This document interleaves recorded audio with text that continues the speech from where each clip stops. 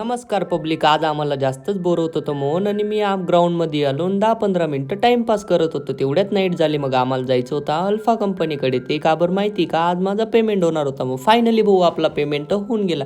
मग कारगिर चौकाला येऊन 10चे टमाटे घेतले आणि डायरेक्ट रूम जवळ गेलो. रूमवर आलो तर एक कांदा, 2 टमाटे आणि एक मिरची चिरली आणि एका पातेलीमध्ये 4 अंडे बॉईल करायला ठेवले. कढईमध्ये तेल आणि तेजपान आणि खडे मसाले टाकून फ्राय करून घेतलं. मग त्याच्यामध्ये आपण कांदे आणि मिरच्या ॲड केल्या. कांदे आणि मिरच्या पण चांगल्या फ्राय करून घेतले आणि त्याच्यामध्ये टमाटे ॲड केले आणि ते पण चांगले फ्राय करून घेतले.